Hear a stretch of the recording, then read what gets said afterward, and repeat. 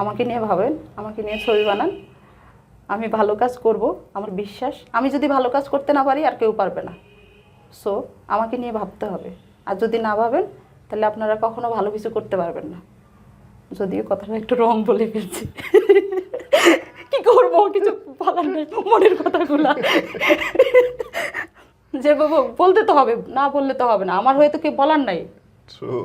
নিজের ঢোল নিজের নিজের ঢোল নিজের পিটাইতে হবে। এখন আমি ইউটিউব রাইটটা বিক্রি করতে চাচ্ছি।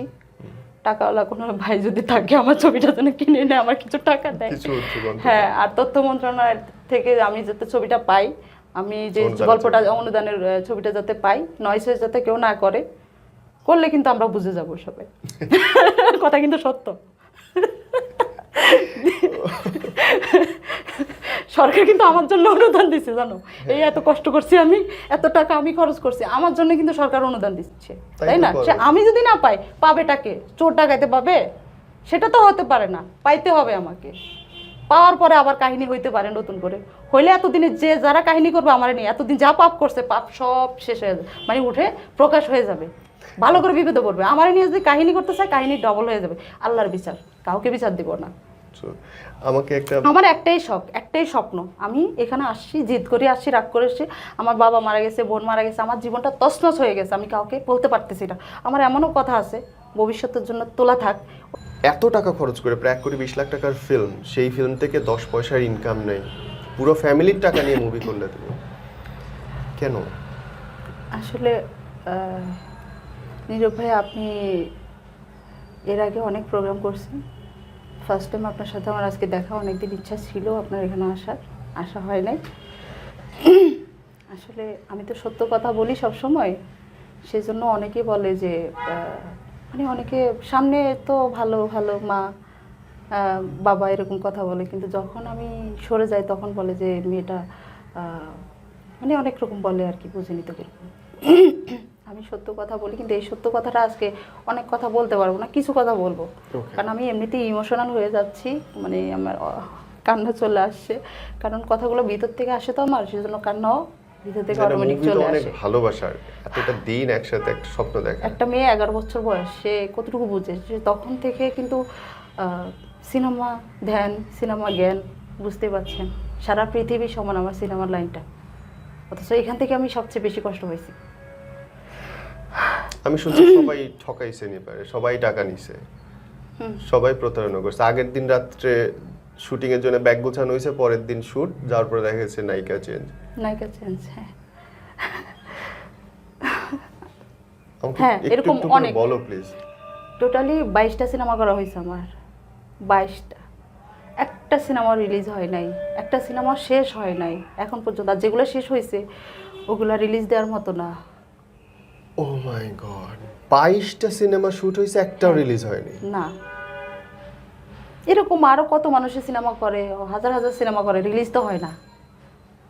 সিনেমার নাম করে স্পটে যা কি করে বুঝিনি তো, কিন্তু আমার বেলা সেরকম হয় নাই, বিধায় আমার প্রথম লট শুরু হয়েছে, দ্বিতীয় লট আর করে নাই। আমার একটা জিনিস মনে হতো জানেন, যে কত মেয়েরা, কত মানুষ, কত অন্যায় কাজই তো করে, করে কি সবাই সাকসেসফুলি কিছু একটা করতে পারছে, হয়েছে? এখানে আমি মনে করি মন থেকে যদি কিছু চায়, সে স্ট্রাগল করে, সে ওইটা চায়, তাহলে সে কিছু করতে পারে, এটা আমার বিশ্বাস ছিল। নিজের টাকা দিয়ে সিনেমা শুরু করলে? নিজের টাকায় আগে শুরু করি নাই, যখন দেখলাম যে মানুষ আমাকে নায়িকা নায়িকা বলে, তো আমি ছবির লিঙ্ক দিতে পারতেছি না। তারপরে হচ্ছে আমার আম্মুর ভোটের সময় আমি একবার বাড়িতে গেছিলাম, আমাদের নতুন বাড়িতে, তো সবাই আমাকে বলতেছে তোমার সিনেমার লিঙ্ক দাও, তখন আমি লজ্জা পাইছি, পেয়ে তারপরে ঢাকায় চলে আসছি। এটা আমি অন্য সাক্ষাৎকারে বলছিলাম। তো এসে আমি তখন ভাবলাম যে এখন থেকে আমি আর বাছাবাছি করবো না, আমি সিনেমা করবোই। পরে যে ডিরেক্টরটার হাত ধরলাম লাস্টে, আমার বড্ড ভালোবাসি, তার যারা দিয়ে বানাইলাম, জুয়েল পার্সি, তো সে দেখলাম লোকটা ভালোই, তার 2টা ছবিতে আমাকে নিল। নেওয়ার পরে আমি চিন্তা করলাম যে এই লোকটা আমাকে 2টা ছবিতে এমনি বিনা স্বার্থে নিল, আমি তাকে দিয়ে আমি আমার ছবিও বানাই। তো আমি ফেরদৌস ভাই, মিলন ভাই এদের নিয়ে ছবি শুরু করলাম। তো ভাগ্য খারাপ হলে যা হয় আর কি, ফেরদৌস ভাই, মিলন ভাই এরা শুটিং স্পটেই বললো যে শিডিউল, মিলন ভাই বললো যে 2 মাস পরে আমার শিডিউলটা দিব। আর ফেরদৌস ভাই শুটিং স্পট থেকে চলে গেল। আমাকে বললো যে কি মানে কী বলবো, মানে ডিরেক্টর আর আর্টিস্টের মধ্যে কিছু একটা হয়েছে মেবি, যাই হোক সেটা আমি জানি না। তো সেখানে অন দ্য স্পটে ওই শান্ত যে হিরোটা এখন বর্তমানে নেওয়া হয়েছে তাকে নেওয়া হয়েছে।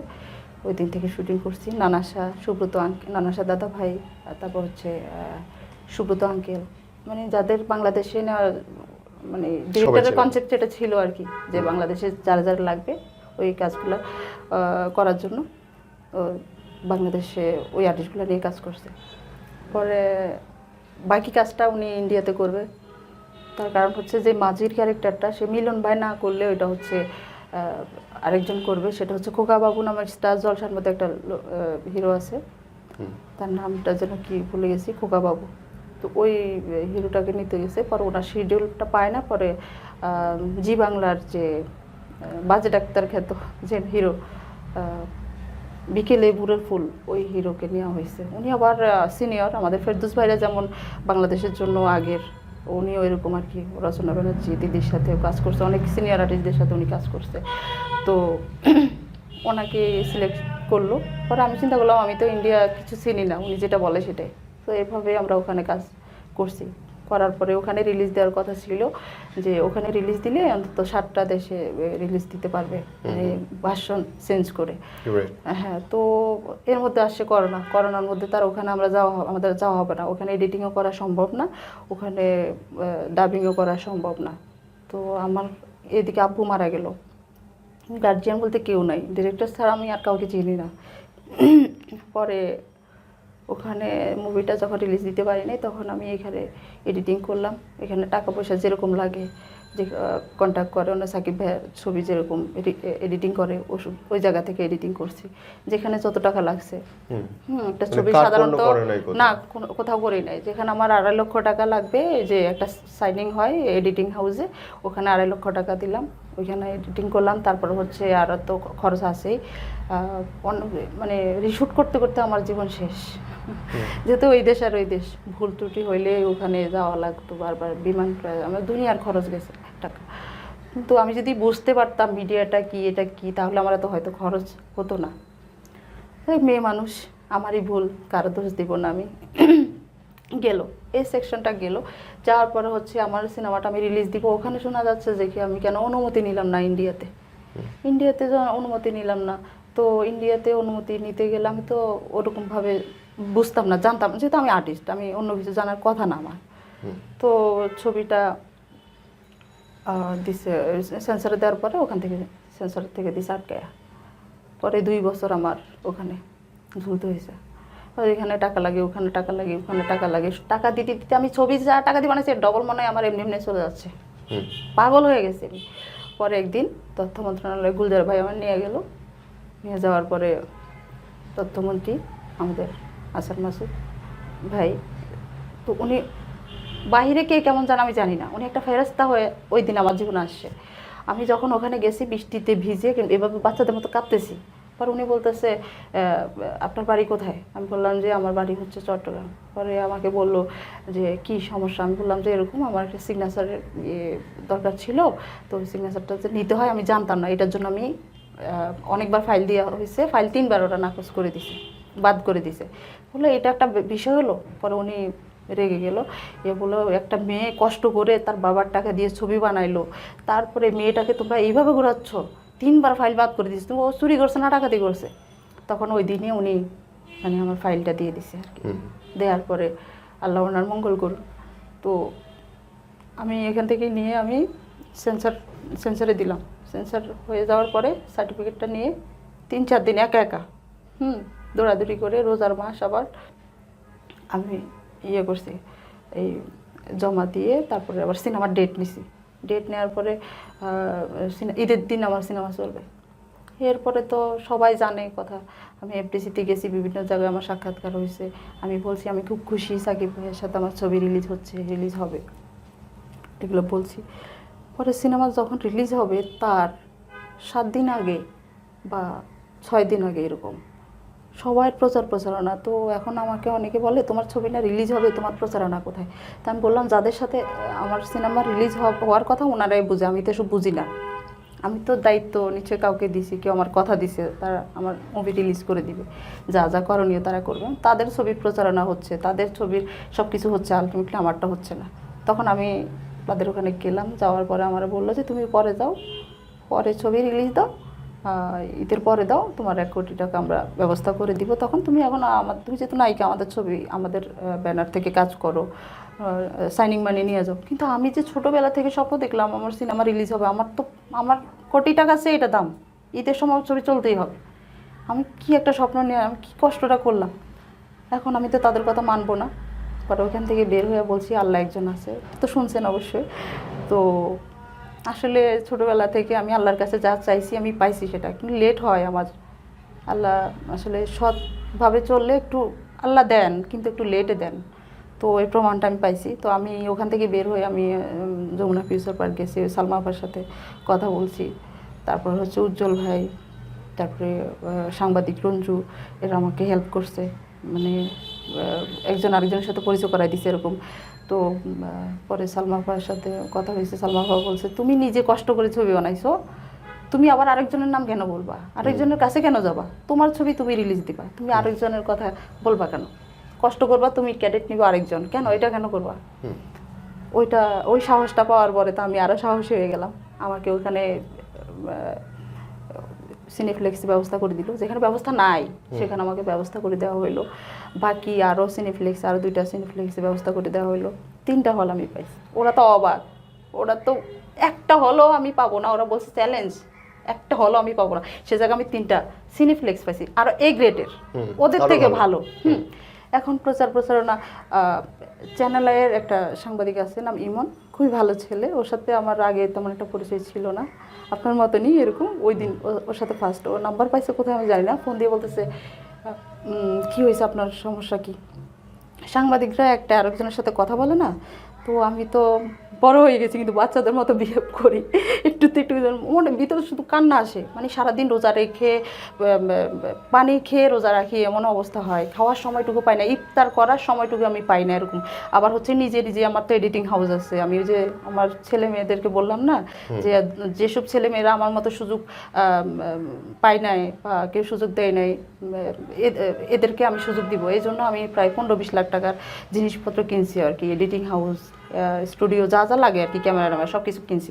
কেনার পরে কিন্তু আমি তেমন একটা পাবলিসিটি করি নাই, কারো কাছে বলি নাই, যারা জানতো।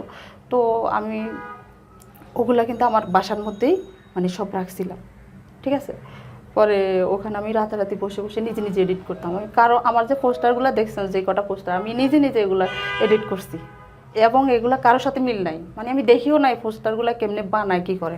হ্যাঁ, আমার সাথে সবুজ নাম একটা ছেলে ছিল, মডেল, এগুলোই কাজ করে, ও আর আমি দুজনে সারা রাত বসে বসে এগুলো করছি। এর আগে আমি তথ্য মন্ত্রণালয় মানে সচিবালয়ে যে পোস্টারগুলো জমা দিয়েছিলাম, ওগুলো একটু ভালো না, টাকা দিয়ে করছিলাম কিন্তু আমার পছন্দ হয় নাই ওগুলা। পরে আমি আমার পছন্দ মতো যেগুলো করছি ওগুলোই আমি লাস্টে হলে দিছি, আর সবাই পছন্দ করছে। তো আমার অনেক ফুটেজ ছিল, যখন আমরা শুটিং করছি তো হিউজ ফুটেজ ছিল। তখন আমার যখন এডিটিং হাউসে যেখানে কাজ করছি ওনাদের এখানে আবার আমার নাকি ক্রাশ খাইছে ওই যে হার্ড ডিস্কটা। হ্যাঁ, তো আমি আর ফুটেজ পাই না, আমি তো এত বছর এত টাকা লাখ লাখ টাকার জিনিস সব শেষ। আল্লাহ ভাগ্যে আসিল বিদায় ওই ছবিটা ছিল, মেন মাস্টার ছবিটা ছিল আমার কাছে, পরে আমি ওই ছবিটা দিতে পারছি আর কি। জানো যে অনুদানের জন্য তুমি ছবি জমা দিয়েছো এবারে? হ্যাঁ, দোয়া করো ইনশাল্লাহ যাতে পাই, তবে একটু ভয় লাগতেছে আর কি আমার। কি নিয়ে? অনুদানে আমি শুনছি, অনুদানে যারা ছবি জমা দেয় তাদের 20 থেকে 25 লাখ টাকা দিতে হয়, ঘুষ দিতে হয় ভিতরে, তা না হলে পায় না। আসলে এই বছরই আমার ছবি রিলিজ হয়েছে, এই বছরই আমি আমার পকেট খালি, হাত খালি, সব সরকার তো আমাদের মতো লোকদের জন্য, প্রডিউসারদের জন্যই তো দিচ্ছে, অবশ্যই, তাই তো হেল্প করে। এখন আমি যদি 20-25 লাখ টাকা ঘুষ দিতে পারতাম তাহলে তো সরকারের কাছ থেকে আমার অনুদান নেওয়ার দরকার ছিল না, ওইটা দিয়ে আমি অন্য কাজ করে চলতে পারতাম, তাই না? তো আমি নিঃস্ব হয়ে গেছি বিদায় তো আমি সরকারের অনুদানটা আমার প্রাপ্য। অবশ্যই। এখন আমার গল্প ভালো, আমার ডিরেক্টর ভালো, আমার আর্টিস্ট ভালো, সব কিছু ভালো থাকার পরেও নাকি আমি নাও পাইতে পারি। তার কারণ হচ্ছে এখানে লবিং ধরতে হবে। লবিং যদি না থাকে তাহলে এখানে অনুদানের টাকা পাওয়া যাবে না। তো অনুদানটা আমার হিসাব হচ্ছে, অনুদানটা হচ্ছে সরকার দিচ্ছে তো আমাদের জন্য। মানে এখানে যদি 6-9 হয় তা আমাদের মতন যারা অরিজিনাল প্রাপ্য লোক তারা যদি না পায় তাহলে পাবে কারা? যারা ছবি করে নাই কোনো দিন, তারা কাগজপত্র বানাইয়া প্রডিউসার সাইজা ওই ঘুষ টুস দিয়া তারা হচ্ছে ছবি পাবে। আর আমাদের মতো আমরা প্রাপ্য যারা, আমরা পাবো না, এ তো হইতে পারে না। এ তো হইতে পারে না। আমি সারাটা জীবন বলছি অন্যায় করব না, অন্যায় প্রশ্রয় দিব না। এখন এই জায়গাগুলোতে সত্য কথা বলতে পারি না। সত্য কথা তো বলতেই হবে, আমি পাই আর না পাই। আমার মতো আরো ভুক্তভোগী যারা আছে অন্তত তারা যাতে উপকৃত হয়, এই জিনিসগুলো যাতে সরকার শক্ত হাতে করে। আমার খুব চাওয়া, আমার খুব ইচ্ছা সরকার সিরিয়াসলি এই বিষয়টা যদি নিত। আমার ব্যক্তিগত অভিমত হচ্ছে সরকার সব জায়গায় কঠোরভাবে দুর্নীতি দমন করছে এবং করবে। আমার নিজের ধারণা ছিল না যে এটা হয়। এখন আমার মনে হয় they will take care of it. আমার মনে হয় যে আমি যে গল্পটা দিলাম আমি অনেক কষ্ট করি, কারণ এই তথ্য মন্ত্রণালয়ে আমি এর আগেও যখন, যেহেতু আমি আর 2 বছর ঘুরছি এর আগে, এই যে আমার ওই ছবিটা নিয়ে, তখন ওই ছবিটা যদি রিলিজ হয়ে যেত তখন আমি ভাবছি যে আমার যে আব্বু মারা গেছে, আব্বুর টাকা দিয়ে, ফ্যামিলির টাকা দিয়ে, নিজের টাকা দিয়ে ছবি বানাইছি, রিয়েলিটি সব কিছু, আমার মধ্যে তো কোনো খাত নেই। হ্যাঁ, তো আমাকে সরকার দেওয়া উচিত, দিবে। এই জন্য আমার খুব সাহস করে আমি দিতে চাইছিলাম, কিন্তু ওইবার দিতে পারি না, ছবি রিলিজ দিতে পারি না ওই যে ওই কাহিনীর কারণে। তো এবার আমি দিছি ইনশাল্লাহ। মানে 3বার এখানেও আমার অনেক ঝড়ঝাপটা আসছিল, আমি গল্প জমা দিতে পারি না, লাস্টে আমি জমা দিছি গল্প। ঠিক আছে, আমাকে এটা বলতে, এই যে এত টাকা খরচ করে মুভিটা বানাইলা, ফিডব্যাক কি আসলো? ফিডব্যাক আমি তো হলই পাই না, এটা তো আমার উপর অন্যায় করা হয়েছে।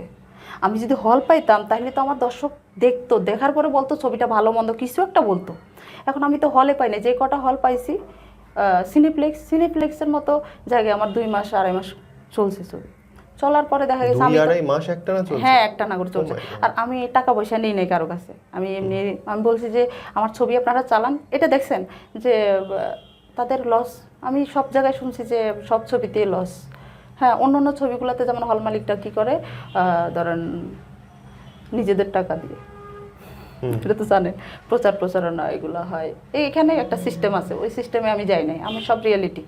আর আমার সিস্টেমটা হচ্ছে ধরেন আপনার ছবি, এটার প্রচার আপনারা 10 জন 20 জন একসাথে হবেন, হয়ে এই ছবিটা কোনভাবে ভাইরাল করলে, ছবিটা কোনভাবে প্রচার করলে ভাইরাল হবেন, কোনভাবে বললে ছবিটার মার্কেট উঁচু হবে, তারপরে বিক্রি করতে পারবেন, ভালো স্পন্সর নেবেন বিভিন্ন জায়গায়। এখানে অনেক রকম বিষয় আছে। টাকা কিন্তু উঠে সিনেমা থেকে, কিন্তু আমি প্ল্যানিংটা করতে পারি না, আমার গার্জিয়ান ছিল না, কেউ ছিল না, এই জন্য হক টাকা দিয়ে ছবি বানায়ও 1 টাকা পাইনি। আর মানুষ হচ্ছে ধরেন ওই কালোবাজারিদের টাকা, অমুকের টাকা তমুকের টাকা দিয়ে নিজেরা প্রডিউসার সাজে ছবি বানায়, আর ওখান থেকে প্রডিউসার তারা সব দিকে দিয়ে পাচ্ছে। তো এটা আমার দেশ, এটা আমার বাংলাদেশ, এখানে আমি বাংলাদেশি নাগরিক। এখানে যদি সুযোগ সুবিধার মধ্যে এরকম চুরি বাটপারি হয়, এরকম 2 নাম্বার এগুলো ওকে হবে, কিয়ামত তো আসছে আমরা জানি। এখন ভালো জিনিসের কোনো দাম থাকে না, দাম থাকবে না জানি, তারপরে মনে হয় এত কষ্ট করার পরে কিছু তো পাওয়া উচিত, আমার কিছু তো আমার দরকার। এই যে আমি সাংবাদিকদের সামনে আজকে ছবি রিলিজের পর থেকে আমি যাই না, কেন যাই না জানেন? আমি এরই মধ্যে হচ্ছে জিমে ঢুকছি, আমি তো তেমন ওজন না, 55 কেজি। তো জিমে যাচ্ছি, আবার হচ্ছে নিজের একটা অফিস দিচ্ছি যে আমার ভক্তদের জন্য। ভক্তরা আমাকে এত ভালোবাসে, ওদের ভালোবাসা দেখলে আমার মানে বুকটা ভরে যায়। যে আমি টাকা পয়সা না পাইলেও ওরা যে আমাকে সম্মানের সাথে দেখে, আমার দর্শকরা যে আমাকে সম্মান করে, ভালোবাসে। অনেক গরিব মানুষ, একটা রিকশাওয়ালা থেকে শুরু করে যেখানে যাই মানে আমাকে সবাই খুবই স্নেহ করে, কেউ বাজেভাবে কোনো কথা বলে না। এই জায়গা থেকে আমি হ্যাপি। কিন্তু বাঁচতে তো হবে, শুধু হ্যাপি থাকলে তো হবে না, খাইতে হবে, বাঁচতে হবে, ভাড়া দিতে হবে। নিজের সব কিছু যদি বিক্রি করে দিয়েছি, জায়গা জমি, এখন তো আমার কিছু নাই। তো যতটুকু আছে, যে কিছু সঞ্চয়পত্র টাকা আছে, ওইটা দিয়ে এখন চলতেছি। তার মানে পেশা তোমার সিনেমা, কিন্তু তুমি চলতেছো বাপের সঞ্চয়পত্র দিয়ে? হ্যাঁ, ওইটা দিয়ে চলতেছি। আর হচ্ছে আমার ওই যে গার্মেন্টস বিজনেস, বিউটি পার্লারের বিজনেস, এগুলো আপাতত অফ আছে, কারণ আমি তো সিনেমা করতে হবে, উঠতি নায়িকা, আমার তো আরও কয়েকটা ছবি করতে হবে, আরও কিছু ছবি করা আছে, রেডি আছে, কিন্তু এডিটিংয়ে লাগবে বা আদার্স খরচ তো লাগে, টাকা ছাড়া তো ওই রেডি করা মুভিগুলো রিলিজ দিতে পারতেছি না।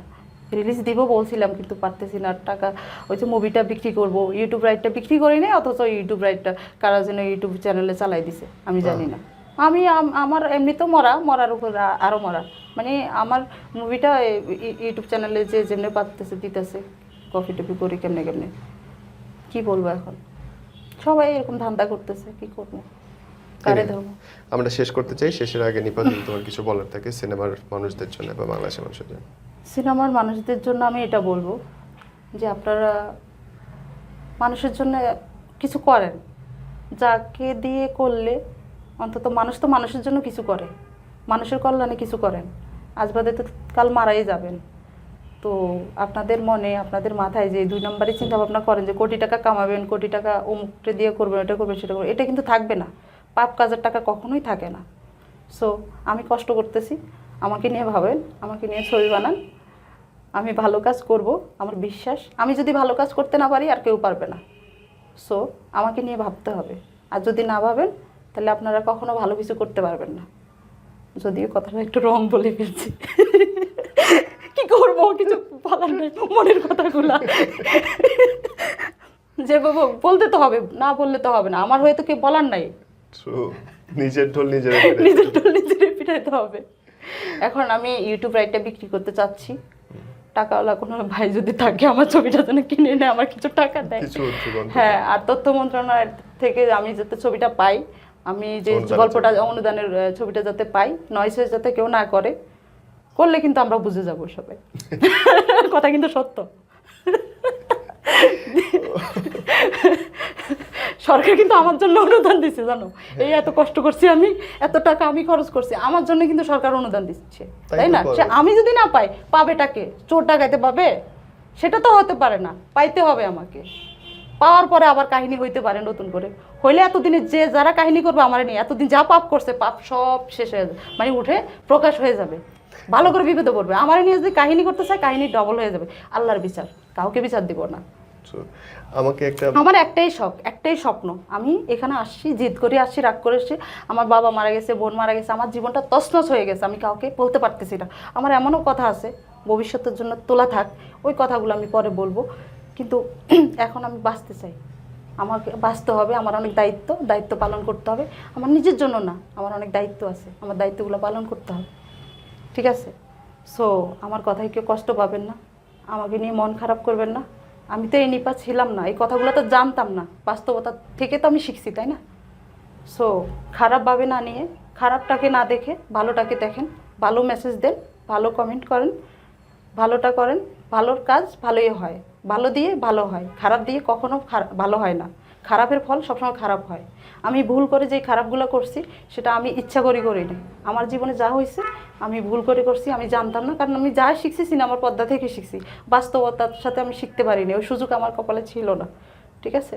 তো আপনারা আমাকে ভুল না বুঝে, আপনারা আমার যাতে ভালো হয়, আমার যাতে মঙ্গল হয় সেটাই করবেন। আর আমি যতদিন বেঁচে আছি আমি মানুষের কল্যাণে কাজ করছি সারা জীবন, সামনেও করব। আর হচ্ছে আমি আরেকটা কথা বলছিলাম, আমার আব্বুর লাস্ট যে জমিটা, ওই যে শুটিং স্পট বানাবো, ওটা না বানাই মসজিদ মাদ্রাসায় 3খানা করতেছি ইনশাল্লাহ। আমার সকল ইচ্ছা যেন পূরণ হয়, আমি মরে গেলেও যাতে অন্তত মানুষের একটু ভালো হয়।